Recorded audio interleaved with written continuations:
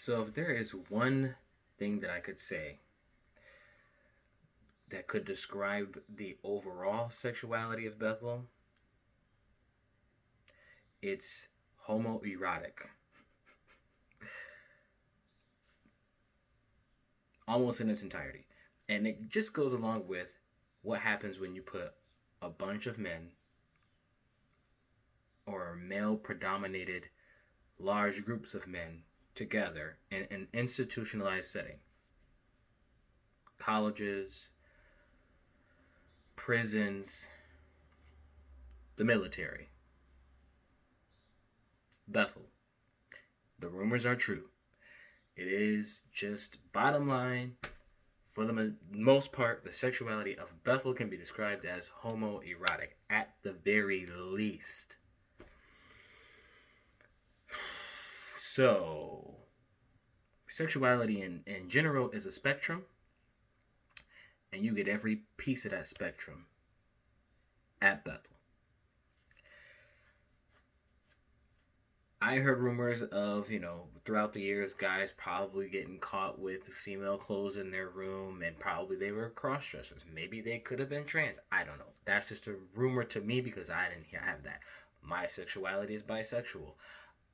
They were clearly flamboyantly gay men at Bethel. And it didn't matter if you were single or married. It didn't matter if you were older or younger. It didn't matter if you had a heavy responsibility or not. In fact, one of the helpers is a very flamboyantly characterized person, and I can only allege that he is femme gay. And I know sisters who had tried to date him, and they agree.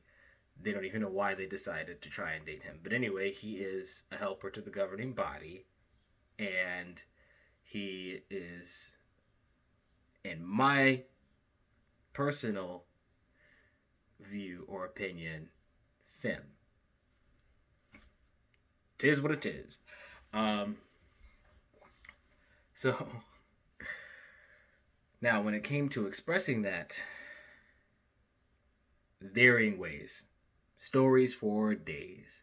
Guys flirt with guys all the time. All the time at Bethel. Also, if you haven't seen the Pillowgate video, stop the video, go to YouTube, type in JW Pillowgate, and I'm telling you right now, it's true. It's 100% true. In fact, they put it as part of the orientation, I think in the year 2019 or 2018. That video became part of the orientation, and it didn't matter what Bethel status you had to watch it. Now, the day that came out, it was a big meeting with all Bethelites.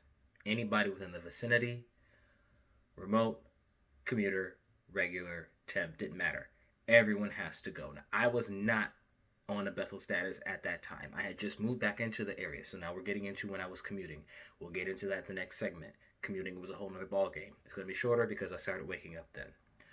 And then that'll be the end of this whole series of any JW or exjw content. So that day that they showed that video, people were calling me because I was in the area and I knew a lot of commuters, and friends were coming over. My roommate at the time was a commuter, and so he came and he was like, "You see this thing they showed us?" And they were telling me about that. I was like, "Are you talking about a brothers meeting?" Because we used to have that every 3 to 6 months. I didn't know what they had done, and that they had done it for sisters too, and that they had recorded it, and that they were putting that on the orientation program. Wild to me. It is, no pun intended, overreaching.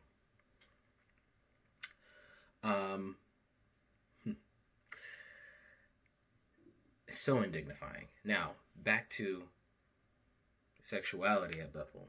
What I can speak to as a bisexual man who survived Bethel is yes, there's always flirting, wanted or unwanted. On that note, just briefly, SA does happen, has happened. And for the victims who have endured that, I will not discuss it any further than this. People are people. Shit happened. That's terrible. It's sad and disturbing. Shit happened. Now, harassment, oh, that happened all the time. That happened all the time. Things got, again, when you get a group of guys together, it's gonna get gay. It's just gonna get gay. Guys were wrestling in their underwear. Why are you wrestling in your underwear? And you're supposed to be straight. I was bisexual and I was serious Bethelite, so I was not trying to play around. I didn't like flirting with other guys. I did flirt with other guys sometimes. Sometimes you drink a little too much. Maybe you're tipsy or whatever. Yes, flirting happens. I've been in compromising situations with men at Bethel. I've had things told to me, like one time I was, getting myself back into shape, and I wanted to, get cut and stuff like that. And I was telling, one of the brothers in my congregation who was also had a Bethel status, and I'm like, and he was married, and I said, hey, he's like, hey, do you want to come over for hospitality or whatever? I was like, yeah, I'm not eating everything, but I'll still come. He's like, oh, what are you doing? And I told him about, what my workout routine was and my diet, and he was like, oh, well, make sure I get to see it when you're done. All kinds of shit like that happen all the time. And I remember a guy making me a drink, and we were alone, and it was a very strong drink, and he knew that his roommate was not going to be home for the weekend, and it was late, very late.